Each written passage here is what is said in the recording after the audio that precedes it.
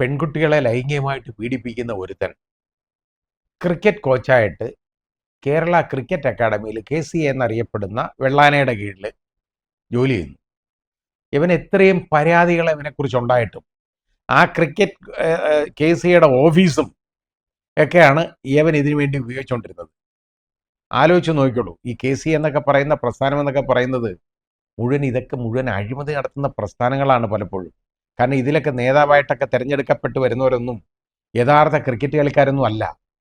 അവർ ഇത് കണ്ടുകൊണ്ട് നിന്ന് റെഡിയാക്കി മാനിപ്പുലേറ്റ് ചെയ്ത് എടുക്കുന്ന ആളുകളൊക്കെയാണ് പലപ്പോഴും ഇതിനകത്ത് വരുന്നത്. ഇതിനകത്ത് ഇപ്പോൾ ഇരിക്കുന്ന ആരാണെന്ന് എനിക്കറിയില്ല.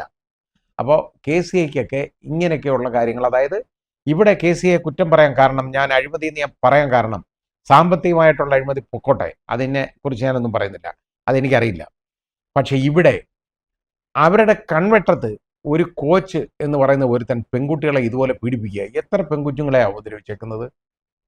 അവരെ ഉപദ്രവിച്ചേക്കുന്ന അവർ പരാതി പറയാൻ അതിനെക്കുറിച്ച് പുറത്ത് മിണ്ടിക്കഴിഞ്ഞാൽ നിന്റെ ഭാവി തറക്കും. അതിനെക്കുറിച്ച് ഫോട്ടോയും അതും എല്ലാം എടുത്ത് കൊച്ചു കുട്ടികളെ അതിനെ ഭീഷണിപ്പെടുത്തല്ലേ. ഒരു പെൺകുട്ടി അവസാനം ഏതായാലും അതങ്ങ് തുറന്നു പറയാൻ തയ്യാറായി. കാരണം അത് ഒരിക്കൽ പീഡിപ്പിച്ചതാണ്, അതിന് വേണ്ടി കേസും എടുത്തതാണ്, പരാതി കൊടുത്തതാണ്. അത് രണ്ടാമത് കോച്ചിങ്ങിന് പിന്നെ വന്നപ്പോൾ കാണുന്നത് എന്തുവാ, ഇവൻ തന്നെ കോച്ച്, നല്ല കോച്ചല്ലേ. അതോടുകൂടിയാണ് അത് പുറത്തു പറഞ്ഞത്. എന്തായാലും അന്നേരം ഒരു 5 പെൺകുട്ടികളോട് ഇത് പറയാൻ തയ്യാറായി, തുറന്നു പറയാൻ. ഇതുപോലെ ഈ പറഞ്ഞൊന്നുമല്ല, എത്ര പേരെ ഈ പീഡന വീരൻ ഉപദ്രവിച്ചിട്ടുണ്ട്.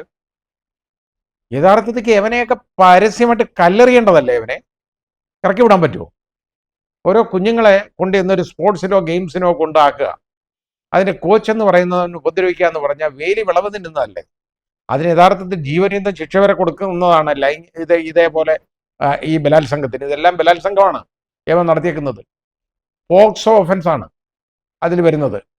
അപ്പോൾ അങ്ങനെയൊക്കെ ഉള്ളപ്പോൾ ഇവനെ വീണ്ടും ഇന്ന് വരെ അവർ തള്ളി പറയാൻ തയ്യാറായില്ല. ഇപ്പോഴാണ് വേറെ നിവൃത്തിയില്ലാത്തത് കൊണ്ടാണ് അവനെ ഒഴിവാക്കുന്നത്. അല്ലെങ്കിൽ ഇത്രയും നാൾ ഇവനെതിരെ പരാതി ഉണ്ടായിട്ടും വെച്ചോണ്ടിരിക്കാം ഇവരിരുന്നില്ലേ.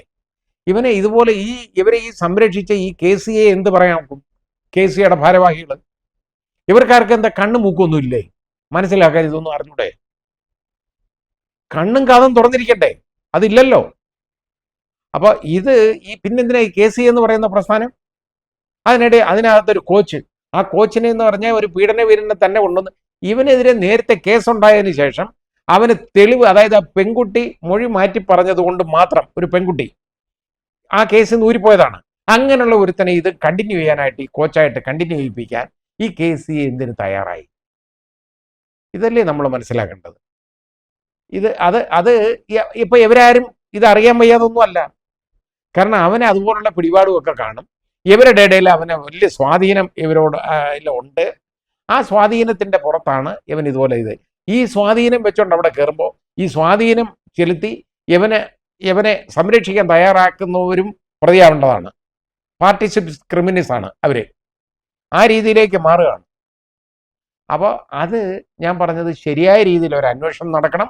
എത്രയും പെട്ടെന്ന് ഇവനെ ബുക്ക് ചെയ്ത് എത്രയും പെട്ടെന്ന് ഇവന്റെ പേരിൽ കുറ്റപത്രം കൊടുത്ത് ട്രയലിലേക്ക് കൊണ്ടുവരണം. ഇവനെ ആരൊക്കെ സംരക്ഷിച്ചോ സഹായിച്ചോ അവരൊക്കെ എന്നൊക്കെ പറഞ്ഞാൽ അവറ്റേഴ്സും അതൊക്കെ ആവും. അവരുടെയൊക്കെ പേരിൽ നടപടികൾ വേണ്ടതാണ്. അത് KCA എന്ന് പറയുന്ന പ്രസ്ഥാനത്തിനെതിരെ ശരിയായ അന്വേഷണം നടത്തണം. കാരണം ഇതുപോലൊരു കോച്ചിനെ അവർ സംരക്ഷിച്ച ഒരൊറ്റ കാരണം കൊണ്ട് അവർ അഴിമതിക്കാരാണെന്നേ നമുക്ക് മനസ്സിലാവുള്ളൂ.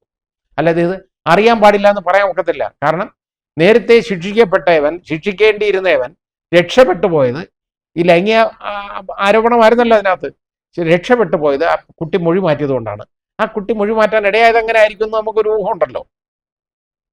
അത് അങ്ങനെയുള്ള ഒരുത്തനെ, ഇതുപോലെ ടൈൻറ്റഡ് ആയിട്ടുള്ള ഈ സ്വഭാവ വൈകല്യമുള്ള ഒരുത്തനെ കോച്ചായിട്ട് വെച്ചുകൊണ്ടിരുന്ന ഈ KCA അഴിമതിക്കാരാണ്.